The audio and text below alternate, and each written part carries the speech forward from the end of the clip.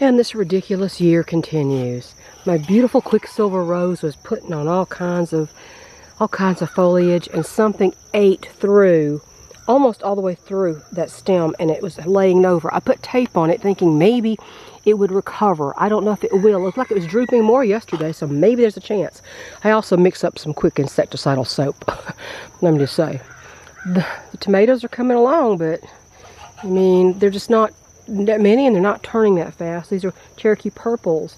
I've got a couple small tomatoes, but they just are not really growing well. Oh, I don't know. Well, the Mountain Pride finally got some tomatoes on it anyway, okay? I got some little tomatoes on there. And I got some good peppers right here. I don't know if you can see that in there. I got some fairly decent peppers going. The others are just bloomed so far. Let me show you what else is not, is in character with this entire ridiculous year. Come on, kids. Come on out here if you want to. I'm going to watch you for a while. A little bit dusky for them to get out this early. Days are getting shorter, folks. I told you what I was going to do. I was going to defense my flower garden. Well, she's defensed. And the chickens are having a good time in the really soft dirt. I got fencing to fix other parts of the fencing that need fixing. Y'all, don't start. These alarmist chickens. I swear, 3 years ago, I thought buying this simple flock would make it easier. Oh no, they have not. They have not. They're a royal pain. I took out even the delineation of elderberries. I'm trying to kill off the elderberries. They're just too invasive, and at least if I can mow down the new shoots, it will keep them in check. I want to show you the next thing in our no good, very bad year. Well, you can see the peaches are doing really well. However, we have a problem. I'm just tripped over a root here. Yeah, the peaches are doing real well. I mean, you can see how many peaches, but I'm going to show you a little problem that I encountered yesterday, and I don't think I can fix it.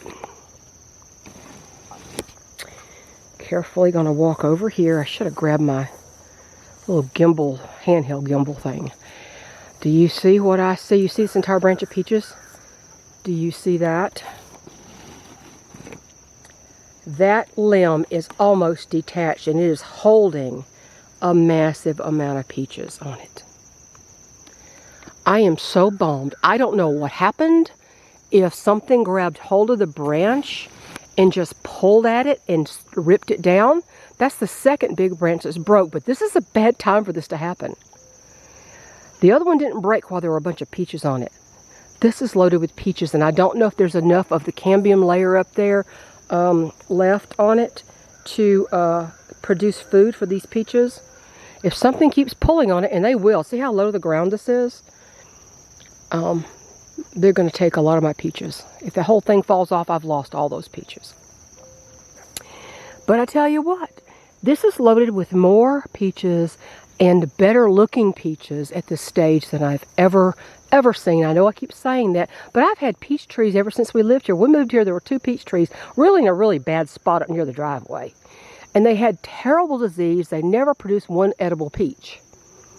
And then I bought another one, and this one was planted way over on this side of the property where the original blueberry bushes were, and still are, that were here when we got here. And it didn't do so well, so we moved it out here, and once it got moved out here, it still didn't produce good peaches. And I kept thinking, why? It's got beautiful sunshine, it's got lots of airflow, why?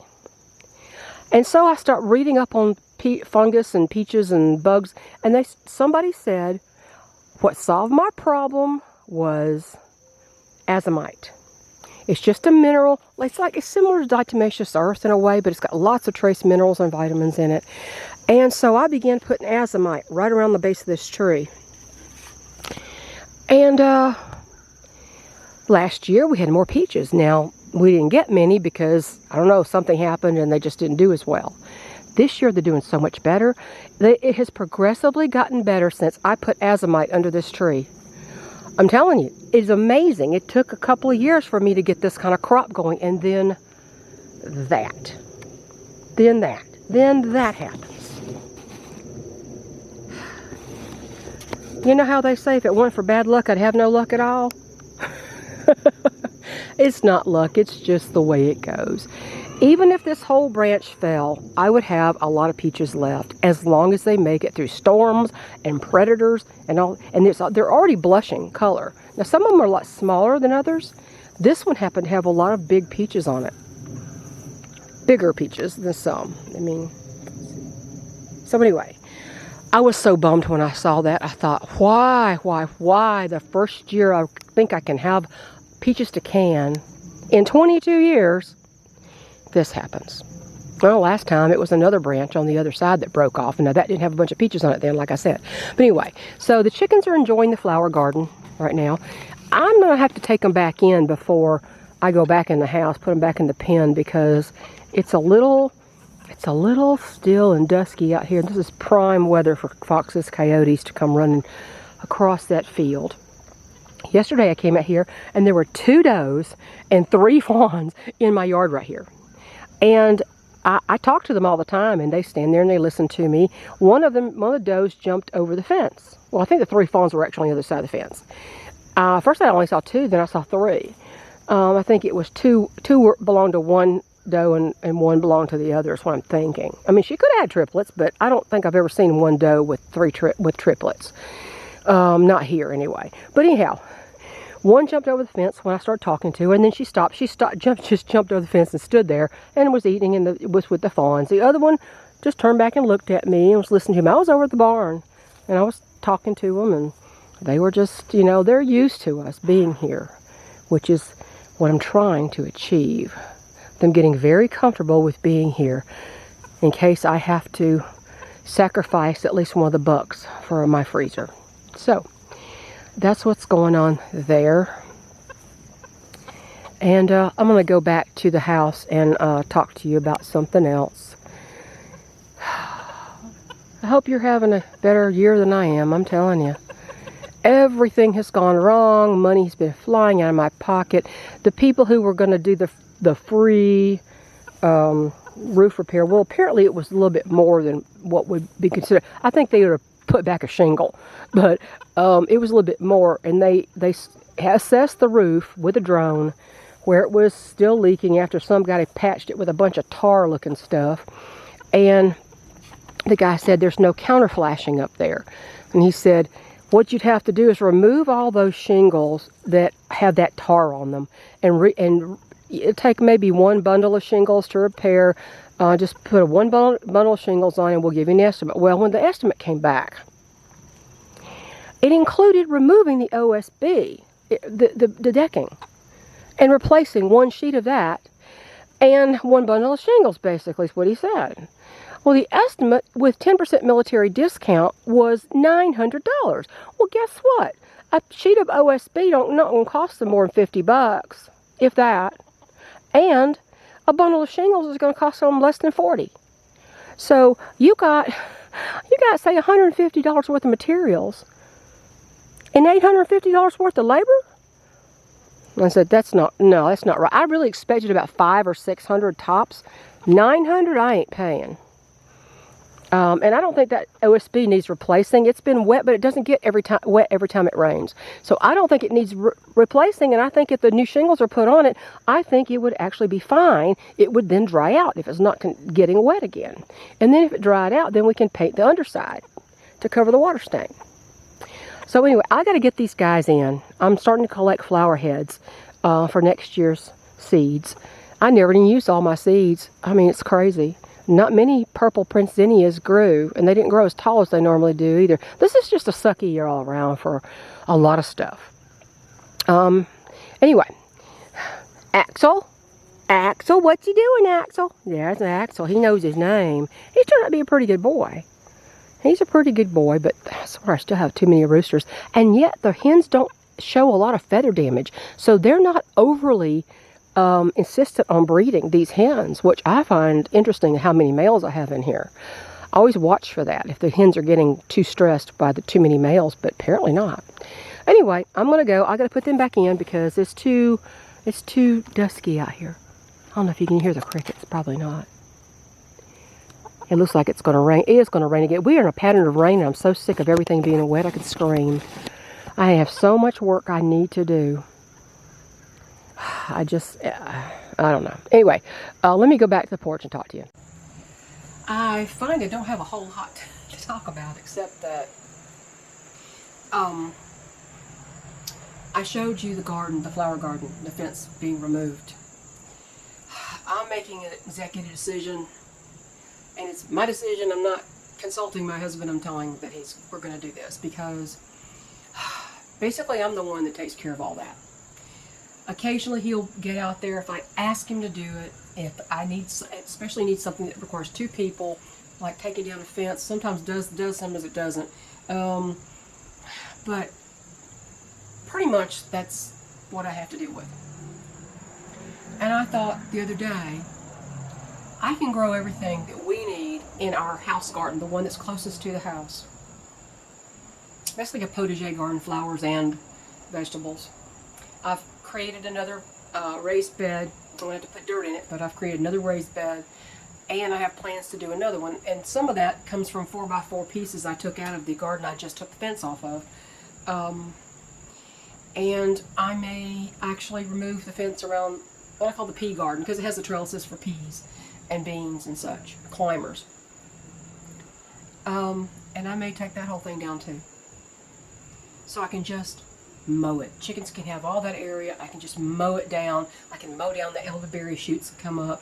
Anything I don't want up, the briars, whatever. I don't have to get the weed whacker out. I can just mow it down. So I always encourage people to add more gardens and do more and more and more. But you also, I don't want anybody making an excuse that they can't do it, but there comes a time when you do have to make a decision about what you can do and what you can't do anymore. We spend all the time making more and more garden space, clearing where the skies can, be clear for more sun to get to the gardens, and that in itself made more work. Now we have to trim up things. It's not woods anymore. Now we have to keep that trimmed down. I probably wouldn't mind having the woods take over again, but you know how it does. It keeps making brush and all kinds of stuff and that you don't want. But the chickens can have that, and I don't have to worry about those gardens. I can grow what I need to in the house garden. You have to sometimes pull back from what you're doing because it's just not feasible to continue at that pace and in that scope any longer. And that's what's happened here. I talk a lot about older homesteaders and homesteaders who have physical disabilities. I'm very healthy, but my husband is not anymore. He is in serious pain. He had an episode this morning that scared me a little bit, and it's just not even feasible for me to do it all anymore. Oh, I can work from sun up to sundown if I could physically keep my body going like that at that pace. In the sun and doing all that, and I guess I could. Well, what happens when I pull a muscle and I'm down? There's nobody else to help. Nobody can help. So I've made the decision to pull back from those gardens. I'm taking them down. I have very minimal peas or anything right now. I could actually take them all out now. I'm not going to have enough lima beans or peas to make a batch of anything this year. I'm just going to use these for seed for next year and have a little bit of a different situation for them next year. But you sometimes do have to, against your wishes, against your will. This is not what I want. I don't want to have to cut back and undo everything we've done. I just want the house garden to be more productive, better soil, less critters tunneling, that kind of thing. So that was the executive decision that I made. And I hope it works out next year, because I can't handle 3 gardens. I can only handle 1. I would like to also make a quilt or 2. I won't have time. Maybe in the dead of winter. But then winter, you're still conditioning the garden soil for the next season. So that's what's happening there. This year has been a bear. The other night, I had taken a shower and I had to go close the barn up, and I put on shorts, and I went bare legs. I didn't want to spray insect repellent on me after I took my bath. So I went ahead and ran to the barn, ran back, didn't see any mosquitoes on my legs now, and didn't feel like I got bit by anything. The next morning I woke up, and all along my leg scar from the surgery after I had the tree attack me, and they had to put plate and screws in the bone in that knee, under the knee. The surgical scar goes from about, I don't know, 2 or 3 inches above my kneecap all the way down to mid shin, straight down my leg. Big, huge scar. It's very faded now, but it's there. And all along there, I started itching, like right above my knee. And I'm like, what the heck? And I could feel several welts going directly down my scar, which was very odd. And next thing you know, my knee is itching and swollen. My entire knee is inflamed.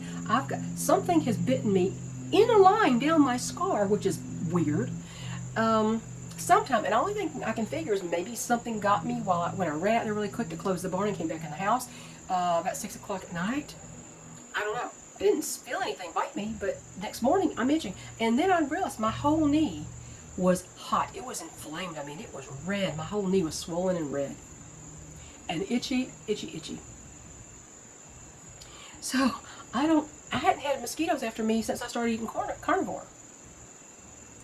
And I thought, well, when it's super hot, it's been a very hot and humid summer. And there's some popsicles, not the regular popsicles, but there's some popsicles that Walmart calls Monster Pops, and they have a slushed texture, so they're not icy and crunchy. They're very, almost soft. They freeze up hard, but it's like they have a very nice texture. And they have all the bad stuff in them. They got the sugar and the MSG and all that crap, and the artificial colors and all that stuff. And if I'm getting overheated and I feel like I have to cool down really quick, the best way to do it is to eat one of those popsicles. This is a pretty big popsicle. And eat one of those, and it's like instant cool down from the inside out. And I did eat one of those popsicles. And the only thing I can think of was the sugar in the popsicle. Normally I don't eat the sugar. This is just like an emergency popsicle, if there is such a thing. The sugar that was in a popsicle may have attracted the mosquitoes to me, because I haven't really had that in years. I maybe had one bite of summer, but it was all over the place. And then the same day, I had an old mop. It's one of those old mops that got the little strips of cloth on it, and we haven't used it in years. It sits out by the garden. I was hoping to scare by the deer with it, but they don't care. So it just sat out there and never did anything with it. I took it out of the fence because I was going to take the fence down. It was stuck in the fence, so I took it down out of the fence, and I was trying to push it into the ground over near the perimeter fence, and all of a sudden, something stung me, and out crawls a wasp. So I got a wasp sting right here, and my entire hand was like blunt like a balloon, itchy and red. So my leg was itching, my hand was itching. I'm like, what the heck is going on? It's just this great topper to 2024, isn't it? I'm ready for this year to be over. I mean, I usually say don't rush time, but especially at my age, don't rush time. But oh my goodness, I'm ready for it to be done. I'm ready for somebody with less hatred for the country to be in the Oval Office and start 2025 on a better note, I hope. But that's, and I did pull out, I think I've told some of you sometime at one point that I tried back in 2012 when I broke my ankle in the snow and had to have surgery then and was laid up in bed. I had a friend who I thought was a friend, lived in California, conservative California. Turns out she wasn't probably as conservative as I thought she was, but we had developed a friendship. She'd bought hatching eggs for me. I sent them across country and all that kind of stuff, and we got to know each other, and we'd often talk on the phone, maybe once every couple of weeks, and I was sitting in bed after my ankle. I'm like, geez, I never thought laptop was any good, because I always use a desktop computer. I said, I never thought about a laptop much, but I said, I sure could use one right now, because I'm getting bored sitting here just watching television. And she says, funny you say that. She said, one's on the way. She'd actually bought me a little Acer netbook. That's a long time ago. So this is, 12 years ago. she bought me a little Acer netbook, and she had sent it to me. And I thought that was one of the kindest things anybody had ever done. That was the nicest thing ever. And when I got the little netbook, I actually had an idea for writing a book about moving here to the mountains, the difference between living where we did and living here, and how we developed this sense of home here, and developed the property, and things happened to us. And you know, I thought, well, that would, because I used to read a lot of books by naturalists, people who live in the mountains and just document their experiences on hikes and all kinds of stuff, and I love those kind of books. They're very soothing to me. And I wanted to write it sort of with an eye toward what I see every day, and nature, and the feelings, different feelings I developed, and the sense of place that I got from living here for years. And so I started writing it. And of course it's been slow. It's like I put it aside for a long time and go back to it, write a little bit more. And it's been slow going because it's not a fiction book. It's autobiographical pretty much. And it is autobiographical, I guess, at least from the point of moving here. And I've been writing on it, and I actually, in the last week, I've written several chapters in the book. And it's slow going. I don't think I have enough for a book. I mean, I don't know how many, the word count is not as high as I would like it to be. And I don't want to just put in fillers that I don't have any inspiration to write, just to fill up space.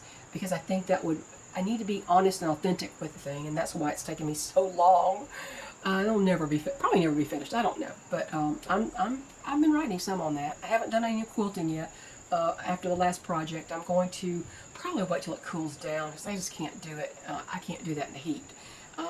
So, and after garden season is over with, after all of that is done, I think it'd be a whole lot easier if I didn't have all the distractions outside. So that's what I've been working on there. And I have starting to have plans or ideas formed for the next quilt project, and I don't know what I'm going to do. And I know this is not a very exciting vlog here, but I don't know. It's just, I've been watching the, I don't know if I want to talk about the election stuff. This is just, the honeymoon phase of Kamala Harris is in full swing, with them erasing things they said about her before so they can prop her up now, and censoring themselves, which I find rather hysterical. I'm sorry, you can't hide what she is. It's really plain. J.D. Vance said something like, he was talking about the elite women in government, and talking about childless cat ladies, and I think he included her in that because she hasn't had any children, right? She hasn't had any children. She married somebody with children. Oh, I'd love to see what they have to say about their stepmommy, but I bet they don't like her. But honestly, when I heard people just criticizing J.D. Vance for saying childless, criticizing somebody being childless, I thought, let's think about this a minute. Do we really want Kamala Harris to have the entire autonomy over another human being and raise it up in her image? Do we really want her raising children? I think not. Yeah, let her be a childless cat lady. And there's nothing wrong with childless cat ladies, okay? I was very close to being a child-free, I call it child-free, a child-free person myself. And my sons know that. But, anyway, but I wasn't, so there they are. But anyway, I'm gonna quit rambling. I gotta go. Y'all have a good, week. This is Sunday. I don't even know what to say about half the stuff going on online right now. It makes me want to not even have an online presence anymore. Just hide, be a hermit, and eliminate whatever gets into my perimeter, so to speak.